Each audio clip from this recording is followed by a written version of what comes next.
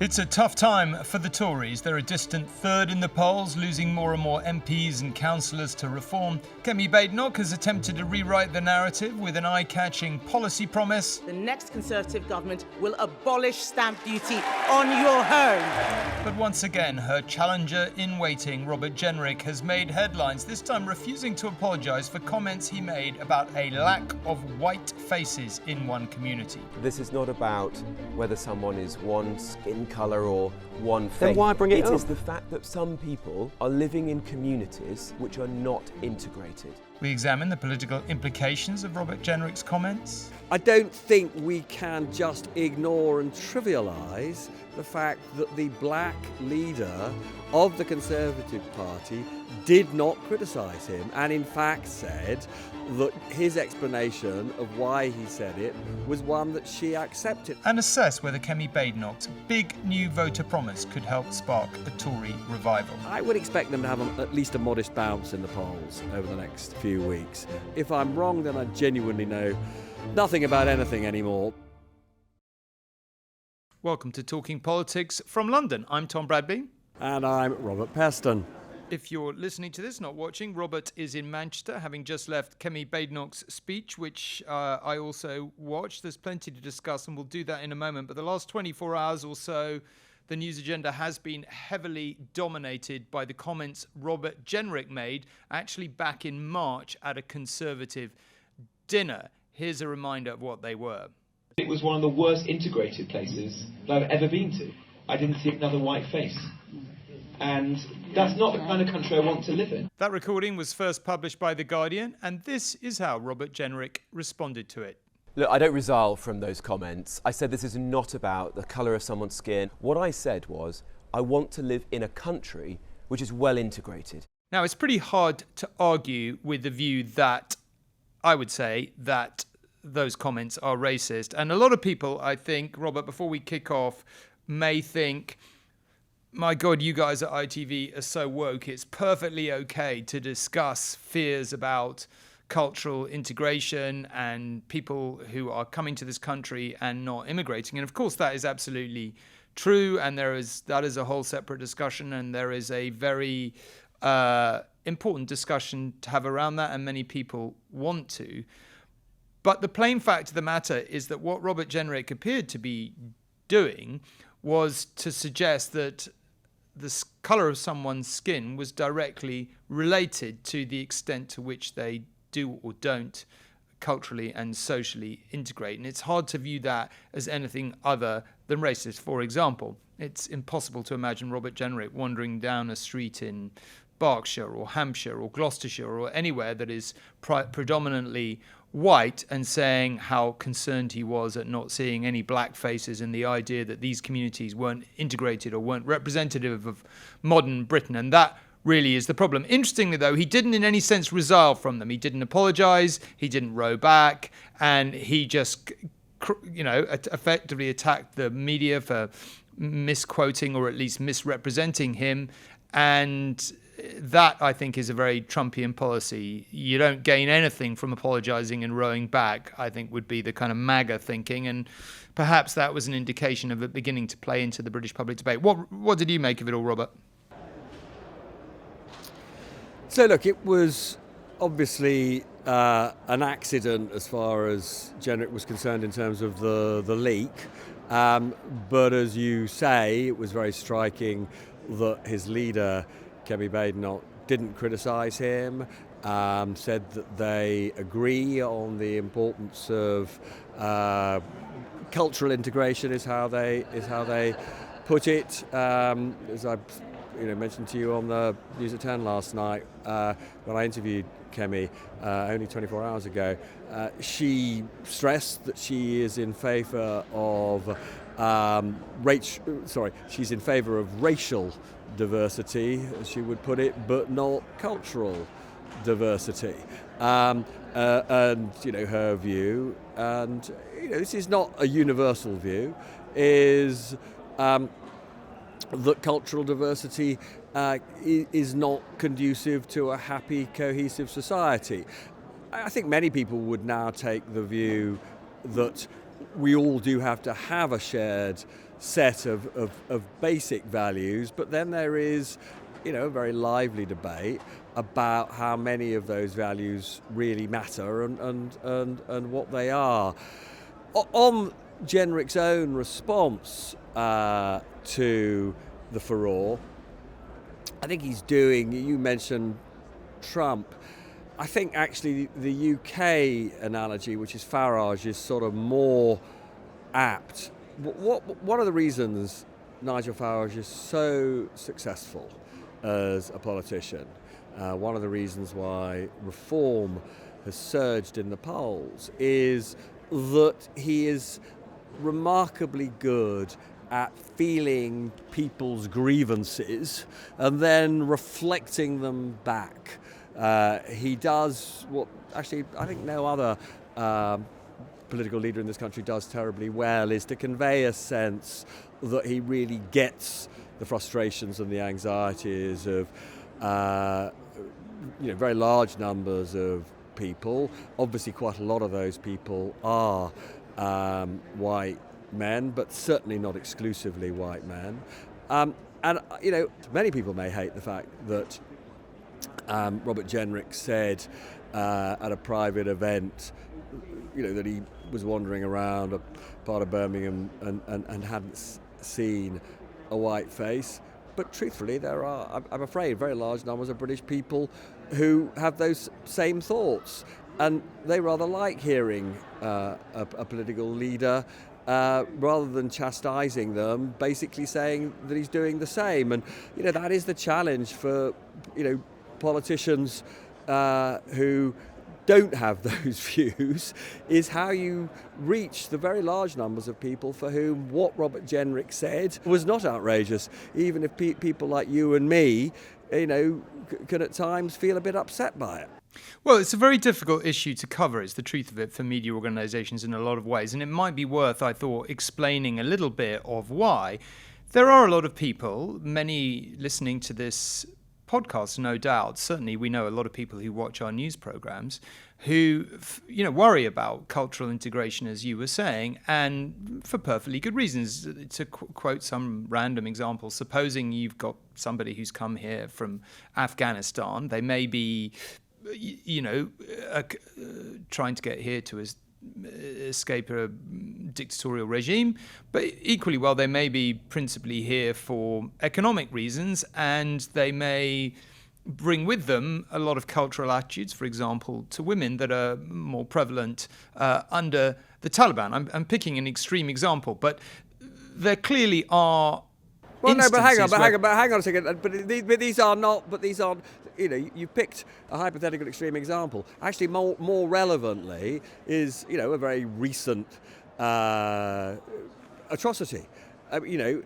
Nobody in this country will have thought anything but horror that a man who came as a child from Syria, who is, as we understand, a passionate, devout Muslim, hated Jews enough to try and kill, a large number of them, and we ended up seeing the deaths of 2 Jews on the holiest day of the year for Jews, Yom Kippur, at Heaton Park in Manchester. Now that is definitely an example of an absence of cultural integration and mutual understanding of an absolutely appalling sort. So this is a very real. This is absolutely an extreme example, but it's a real example. Well, your examples are much better than mine, but the point stands, which is the issue is a real one for this country. It's certainly an issue for millions of people in this country. It's something they take very seriously, something they want to see addressed. And Robert Jenrick would argue that he was doing that this is a community he was walking through that wasn't, as he viewed it, integrated in the way that many people would like. I'm not saying that the community is or isn't. I'm just saying that was his take on it. The difficulty is obviously if you're not white and you feel you're simply being othered and viewed as foreign and all the rest of it simply because of the colour of your skin, it's hard to view that as anything other than racist. So on the face of it, we as the media are left in a position where his comments are undeniably racist. If you happen to be, black or somebody who's not white, you quite legitimately think, well, why am I being othered in this way? But at the same time, millions of people who are concerned about the issues that we've just been talking about cultural integration, say, well, you woke lot won't allow us to talk about this. And that's where I think the whole thing gets really difficult. It's very complex for us to deal with it.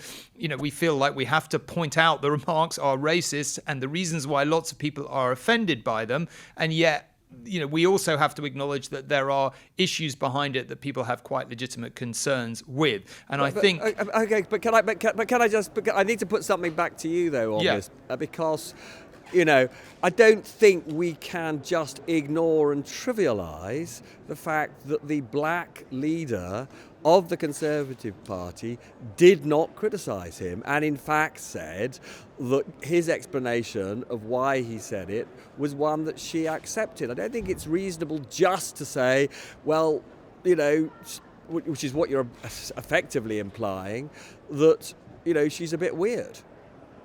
Well, I'm not implying that. I mean, well, let's hone in on that. Why do you think she didn't? I mean, do you disagree with my essential analysis that the concerns he was talking about are real and many people feel they're entirely legitimate, but the language that he was using, which sort of implies that anyone who has a different skin colour has a potentially different set of cultural values, it's hard to view that, surely, as anything other than racist. Do you think that's a correct analysis, or am I overstating it?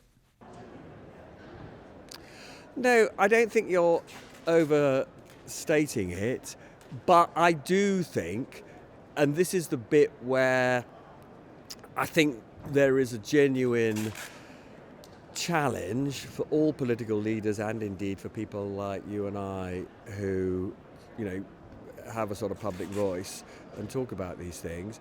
I do think there are very large numbers of people who do not believe that what he said was wrong or indeed racist. I mean, I would take the view that if you differentiate in any context anybody on the colour of their skin, that is just straightforwardly wrong. And I would, I would say the same, to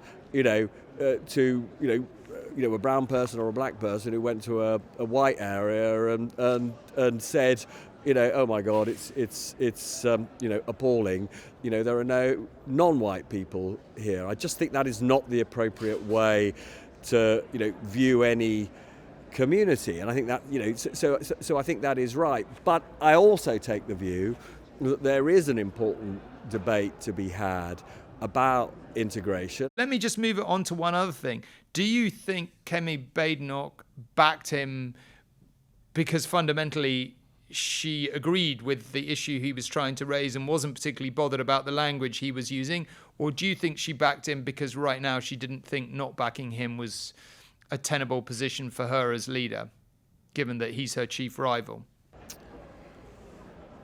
Look, he is her chief rival, and patently it would have been appalling for her if at conference she'd been felt forced to sack somebody as prominent and is indeed somebody who many see as a successor to her. So, look, obviously there would have been sort of narrow politics at play. But I also think that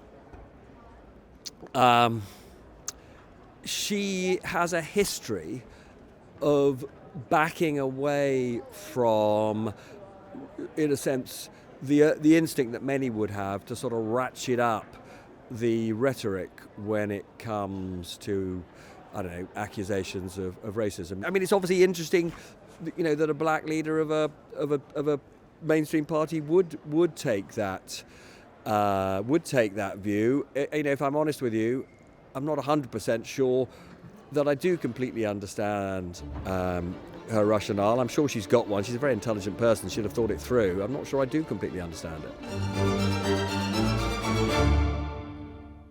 Well, we're talking about Kemi Badenoch, so let's have, today was the day of her big keynote speech to the conference, rather like Keir Starmer, her leadership in question. Clearly she needed to nail it today. So let's just take a brief listen to some of what she said. Do you know the one thing we Conservatives have done the most throughout our history? Clear up the mess left by Labour. Scrapping the family farm tax, scrapping the family business tax, scrapping VAT on school fees. Conference, the next Conservative government will abolish stamp duty on your home. I thought you'd like that one. There we are, Kemi Badenoch. Her big announcement, of course, was abolishing stamp duty. Robert, let me throw a few thoughts at you, not all of which I think you'll agree with, and then we can see what your analysis was. I mean, she's quite, I don't mean to be rude, but she's quite a plodding speaker, I would say. It's quite, there are moments in her speech where, all her speeches really, where you kind of could do with a bit more pizzazz, and it's quite hard to stop yourself zoning out. That said, it also was notably short on self-criticism of Tory, the long period of Tory rule that the country clearly got so hacked off with. But on the other hand, it was a very traditional Conservative speech, public spending cutting, tax cutting, building up to that announcement about abolishing stamp duty, though whether she'd ever have the money to pay for it in reality, we'll see. The Tories didn't do a very good job over the last 5 or 6 years. They talk the talk about cutting public spending and the welfare bill. They absolutely did not do it. I mean, my thought, I suppose, would be this. Everyone is kind of saying the Tories face this existential challenge. They're potentially finished, that reform is the future. Keir Starmer made that argument himself at the party conference. I have to say, as we've possibly discussed before, I'm not completely convinced by that yet. My approach to kind of trying to understand politics has always been, through history, we've tended to vote Tory when we think the state's got too big and the taxes have got too high, and we tend to vote the other way when we think public services are poor. Now, yeah, you could make an argument that immigration has changed that essential calculation, but I think it's not impossible that as we approach the next election, which is a very long way away, if the Tories are offering what they traditionally offer, and reform is a bit more confusing because lots of people argue their plans just don't add up, that becomes an offer that the nation takes a bit more seriously. What did you make of the kind of tenor of the speech, the tone of the speech, and how she pitched it? And do you think it worked for her in the hall? So I was in the hall. One of the things that both you and I have learned over many years of taking an interest in these things is quite often what works on television doesn't work in the hall, and vice versa. What works in the hall doesn't look great on television. And you just told me you didn't think she looked great on television. I actually thought within the hall she was pretty much as good as I've seen her. She was much more relaxed than she often is, a bit like Starmer's last speech to the Labour conference. I think she felt a little less strained and forced. There was a more of an authenticity. It felt like, this was the Badenoch that, one has come across privately a bit over the years, which I don't think she has been able to pull off up to now. I also thought, I am going to be kinder to her than you. I thought there was an intellectual coherence to the speech. Not to say that quite a lot of what they're promising would be deliverable, but there's definitely no rehabilitation for the Tories unless they can somehow regain their reputation for economic competence after all the damage that was done, not just by Kwasi Kwarteng and Liz Truss with the notorious mini budget, but just consistently over later years. The debt rising significantly, public services not being after the years of austerity rehabilitated sufficiently, the tax burden rising very significantly.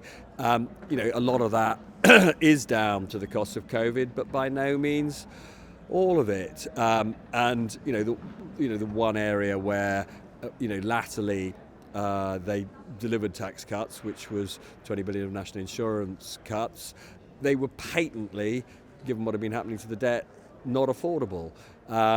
So, they did a lot of things in the latter years that really undermined their reputation for economic competence. So the fact that so much of what she's done at this conference has been to at least put in place sort of rules and pledges that are consistent with a more prudent approach to running the economy. That was the right thing to do. Now, whether anybody listening to this podcast is going to give them the benefit of the doubt after the years of disastrous stewardship of the economy, don't know. I think it'll take a while for the words and the promises to feed into support, but there is no recovery there's literally no recovery for the Tory party unless they come up with plans to cut spending and pay down the deficit and credibly promise lower taxes. And then just one final point.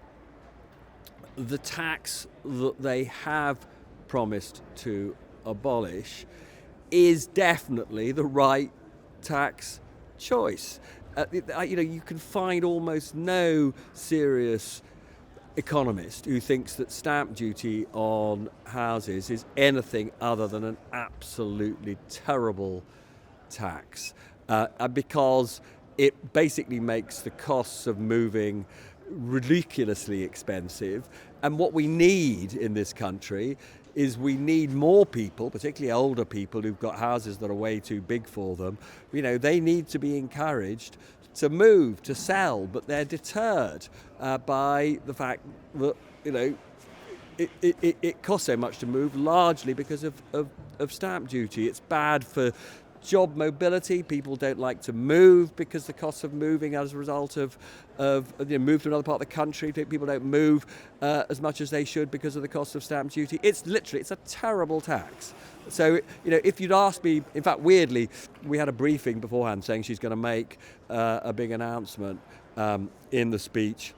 And the two that came to mind were inheritance tax, and that would have been a ludicrous thing to abolish, but it's very popular, particularly with older Tory members, or stamp duty. And I sort of, because it's not, I sort of, in a sense, this is not a party political point, but, I sort of hope for the good of the country that it would be stamp duty, because, I do take the view that any party that chooses to get rid of it, that's a really, I would not underestimate that if you're gonna make a tax announcement, that is a really sensible, intelligent one to identify. Now, there'll be lots of questions around, would they actually be able, it's about 8 billion you'd lose from abolishing stamp duty, which is it's a little bit less than for example the 10 billion cost of taking the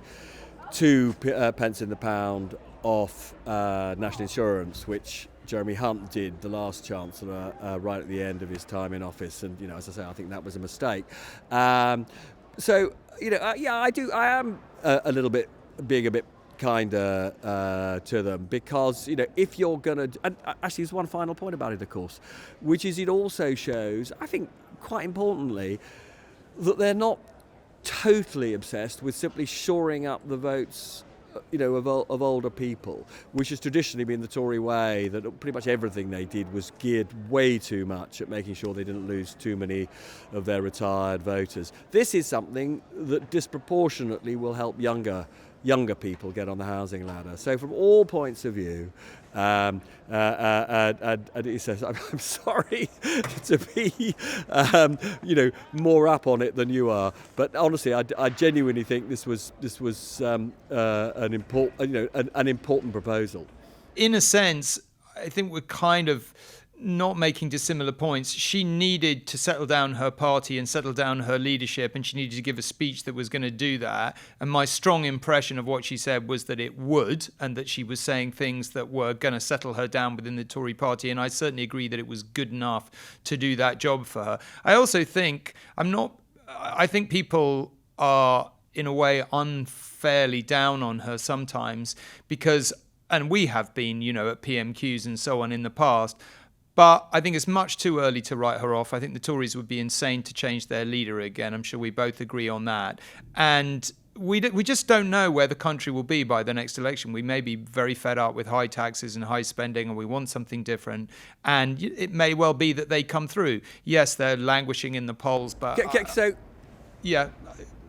crack in. So I just want to make another sort of point about the coherence of what they've announced today, or indeed over these 3 days.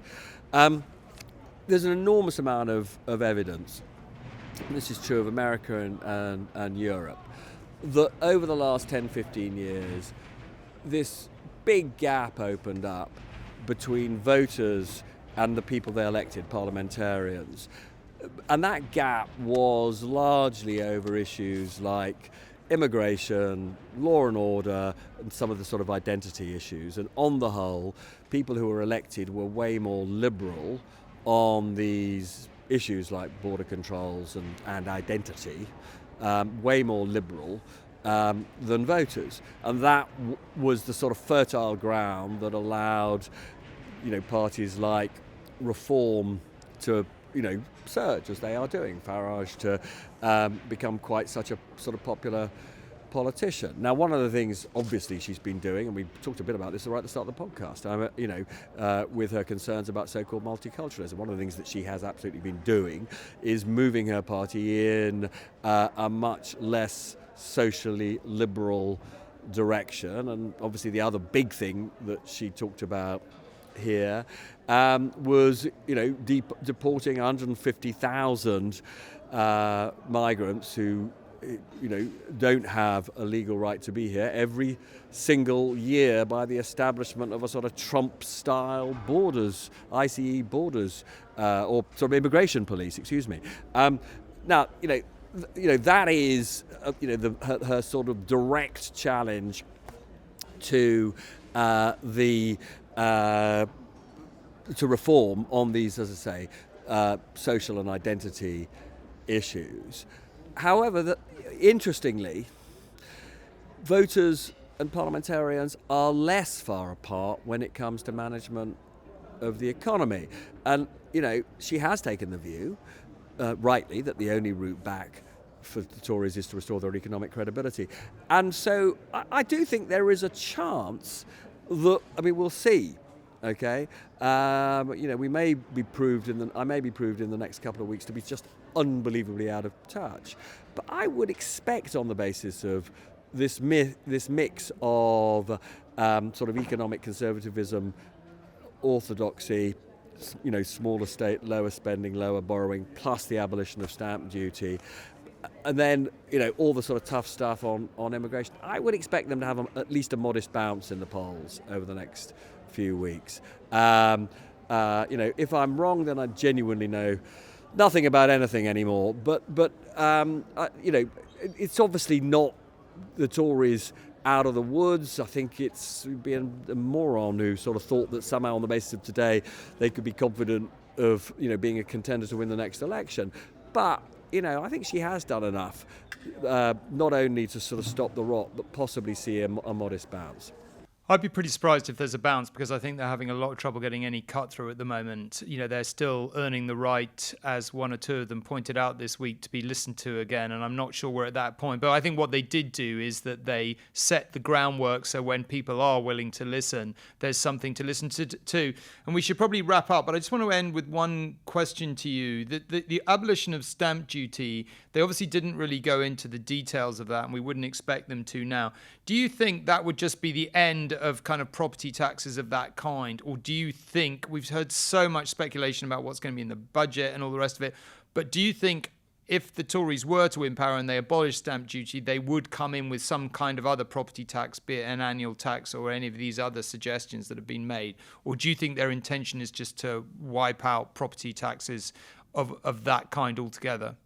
There is this proposal, quite an influential proposal, by a bloke called Tim Lainig, and he proposes an absolute massive overhaul of all property taxes. And one of his suggestions was indeed this abolition of stamp duty, but to be replaced over time with an annual charge on the value of a property, aimed, I think, at largely higher value properties. It's sort of getting close to something that looks a bit like a wealth tax. And again, that would be as a mix when it comes to property taxes, that would be a pretty rational way to go. I have to be, I spoke to the Shadow Chancellor after the speech just now. They are definitely not yet anyway in wealth tax or the annual tax on a house territory. I mean, there's been no discussion of it. I don't even think he was aware of the Tim Laning proposal.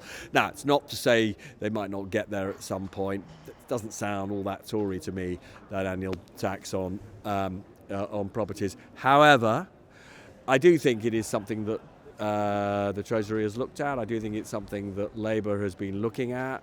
What I said on that earlier podcast is she can't announce the abolition of stamp duty and replacement with that annual charge on houses in the budget because, as we've been saying, she's got this massive 30 billion black hole, and even if you put in place an annual, let's say, I don't know, a couple of percent charge or 1% charge on the value of your house, in the short term, it's a very expensive reform to make because obviously you can't impose that annual charge on a property on somebody who has already just paid hundreds of thousands in stamp duty.